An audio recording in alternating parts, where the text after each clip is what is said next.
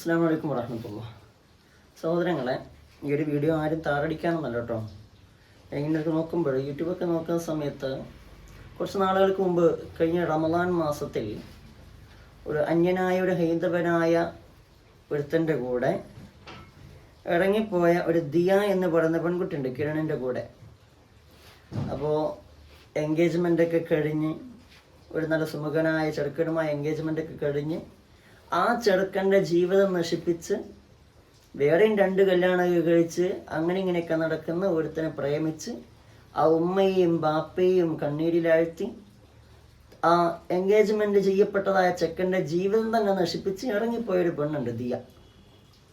ഇപ്പറയാണ് അവിടെ തിരിച്ച് വീട്ടിലേക്ക് വന്നിരിക്കുകയാണ്. എന്താ കാരണം എന്നറിയോ? അവിടെ ജീവിക്കാൻ കഴിയുന്നില്ല. ഇങ്ങനെയുള്ള ഇത്യാദി ഒരുപാട് സംഭവങ്ങൾ മുമ്പ് നമ്മുടെ മുന്നിൽ കഴിഞ്ഞു പോയിട്ടുണ്ട്, ഇവരുടെ മുന്നിൽ കടന്നു പോയിട്ടുണ്ട്. അവരും ഇതുപോലെ ജീവിക്കാൻ കഴിയാതെ ആത്മഹത്യ ചെയ്തും റെയിൽവേ ട്രാക്കിലൊക്കെ പോയി കിടന്ന് ചിന്ന ഭിന്നമായതും ഒക്കെ നമ്മൾ കണ്ടതാണ്. ഇതൊക്കെ മുന്നിലുണ്ടായിരിക്കെ എനിക്ക് എൻ്റെ വഴി എന്നുള്ള ലെവലിൽ ഇറങ്ങിപ്പോയിട്ട് അവസാനം കഴിയുന്നില്ല എന്ന് കാണുമ്പോൾ ആ കണ്ണീര് കുടിച്ച് ജീവിക്കുന്ന ഉമ്മയുടെ ബാപ്പയും ഇവർക്ക് ഉറപ്പാണ് ഞാൻ തിരിച്ചു വന്ന എൻ്റെ ഉമ്മയും ബാപ്പയും, കാരണം അവരെന്തായാലും ഉമ്മയും ബാപ്പയല്ലേ സ്വീകരിക്കും എന്നുള്ള ഉറപ്പുണ്ട്. അതുകൊണ്ട് തിരിച്ചു വന്നേക്കാണ്. ഞാനിത് പറഞ്ഞു, ഞാൻ മുമ്പൊരു വീഡിയോ ചെയ്തിട്ടുണ്ടായിരുന്നു. അത് ഞാൻ കൃത്യമായിട്ട് പറഞ്ഞിട്ടുണ്ടായിരുന്നു, നിങ്ങൾക്കൊരാളെ ഇഷ്ടമാണെങ്കിൽ നിങ്ങളെ കെട്ടാൻ വരുന്നവരോടെങ്കിലും നിങ്ങൾ പറയണം എനിക്ക് ഇങ്ങനെയൊക്കെ ഉണ്ട്, അതുകൊണ്ട് താല്പര്യമില്ല. അവരുടെ ജീവിതം നശിപ്പിച്ചിങ്ങാണ്ട് നിങ്ങൾ എല്ലാത്തിനും നിന്ന് കൊടുക്കുക, അവസാനം അവരുടെ ജീവിതം കൊഞ്ഞാണ്ടെ ആക്കിയിട്ട് ഇറങ്ങിപ്പോവാ. ഇത് എത്ര വിഷമമെന്നറിയോ? ഇപ്പം ആ ചെറുക്കൻ്റെ അവസ്ഥ എന്തായിരിക്കും? ഒന്ന് എൻഗേജ്മെൻ്റ് കഴിഞ്ഞതാണ്, ആൾക്കാർക്കൊക്കെ അറിയാം. ഇപ്പം അവനക്ക് ഇനി പുറത്തേക്ക് എങ്ങനെ പോകാൻ പറ്റുക? ആൾക്കാരുടെ മുന്നിൽ നോക്കാൻ അവൻ ജീവിതത്തിൽ ഇനി അത് ഓർത്തിട്ട് ടെൻഷൻ അടിച്ച് ആകെ പ്രയാസമാകും അല്ലേ? അങ്ങനെ ടെൻഷൻ അടുപ്പിച്ച് കഴിഞ്ഞു. ഇപ്പോൾ അറിയുന്നത് തിരിച്ചു വന്നു, വീട്ടിലെത്തിയിരിക്കുന്നു, ബാപ്പയും ഉമ്മയൊക്കെ സ്വീകരിച്ചു. പക്ഷെ നാട്ടിൽ നിർത്താൻ കൊള്ളത്തില്ലല്ലോ, അതുകൊണ്ടായിരിക്കും ഗൾഫിലേക്ക് പറഞ്ഞു വിട്ടു എന്നുള്ളതാണ് ഞാൻ പറയുന്നത്.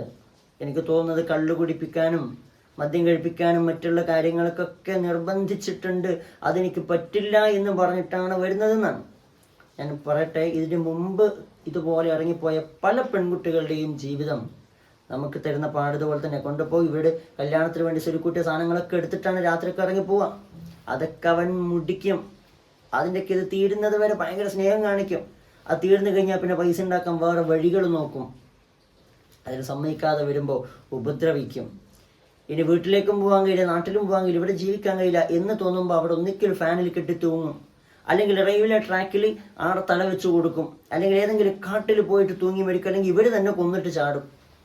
ഇത് ഇഷ്ടംപോലെ നമ്മുടെ മുന്നിൽ കഴിഞ്ഞു പോയതാണ്. അത് തന്നെയാണ് ഇവിടെ നടക്കുന്നത്. നമുക്കറിയാം ഇങ്ങനെ പോകുന്നതൊക്കെ. നിങ്ങൾ മനസ്സിലാക്കേണ്ട, ഏത് മതസ്ഥനാണെങ്കിലും ഞാൻ പറയുന്നത് അത്രയേ ഉള്ളൂ.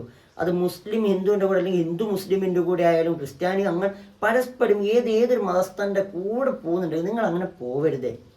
നിങ്ങൾ വളർത്തി വലുതാക്കുന്ന മാതാപിതാക്കൾ നിങ്ങൾക്കൊരു എന്താ പറയുക, ഒരു ഉറച്ചൊരു തീരുമാനമാണ്. നിങ്ങളൊരു മതത്തിൽ ജീവിക്കുമ്പോൾ അതിനനുസരിച്ച് ജീവിക്കണം.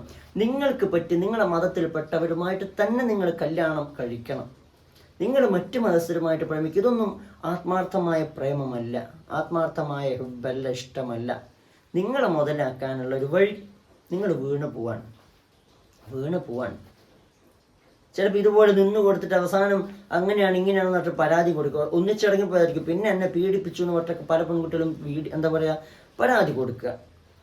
എല്ലാം സ്വന്തമായിട്ട് ചെയ്യാൻ അവസാനം ഇനി നിൽക്കല്ലില്ലതാണ് കാണുമ്പോൾ പീഡിപ്പിക്കുക എന്ന് പറഞ്ഞിട്ട് പരാതി കൊടുക്കും. പിന്നെ ഇവിടെ രക്ഷപ്പെടാൻ സേഫാകുക, അവിടെ കൊടുക്കുക. അങ്ങനത്തെ സമ്പ്രദായം കാണാം. അതുകൊണ്ട് ഞാൻ പറയാം, നിങ്ങൾ ഇത്യാദി പ്രവൃത്തിക്ക് ഒഴിവാക്കുക. ഇതൊന്നും നല്ലതിനല്ല. നിങ്ങൾക്ക് ആ ഒരു സുഖം 1-2 മാസം, അതിനപ്പുറം പോവില്ല. ചരിത്രം അത് പഠിപ്പിക്കുന്നു. അതിനപ്പുറം നിങ്ങളുടെ ആ സൗഖ്യം സന്തോഷം ഉണ്ടാവില്ല. പിന്നെ നരകഹത്യ തന്നെയാണ്. ഒരു നരകമായിരിക്കും ജീവിതം. ആ നരകത്തിലോട്ട് വീണപ്പോഴാണ് എണീറ്റ് വരുന്നത് ഉമ്മ ബാപ്പ എന്ന് പറഞ്ഞിട്ട്. അവർ പാവങ്ങളാണ്, ഉമ്മയും ബാപ്പയല്ലേ, ഉണ്ടാക്കി പോയതല്ലേ, സ്വീകരിച്ചേ പറ്റൂ. അവർ സ്വീകരിക്കുകയാണ്. എന്നിട്ട് നാട് കടത്തി നാട്ടുകാരെ കൊണ്ട് മോശം പറയിപ്പിക്കണ്ട എന്നുള്ള രീതിയിലാണ്. അതുകൊണ്ട് സൂക്ഷിക്കുക. നിങ്ങൾ കാരണമായി മറ്റൊരാളുടെ ജീവിതം നശിപ്പിക്കാതിരിക്കുക. നിങ്ങൾ പോവാണെങ്കിൽ പോയിക്കൊള്ളി, പക്ഷെ പോകുന്നതിന് മുമ്പ് മറ്റൊരാളുമായിട്ട് വിവാഹം ഉറപ്പിക്കുകയോ നിക്കാഹ് കഴിക്കുകയോ അല്ലെങ്കിൽ എൻഗേജ്മെന്റ് നടത്തുകയോ ചെയ്തിട്ട് അവരുടെ ജീവിതം ഇല്ലാതാക്കിയിട്ട് നിങ്ങൾ പോകരുത്. പോകുന്നുണ്ടെങ്കിൽ നിങ്ങൾ അങ്ങനെ പൊക്കണം. മറ്റൊരാളുടെ ജീവിതം നശിപ്പിക്കരുത്.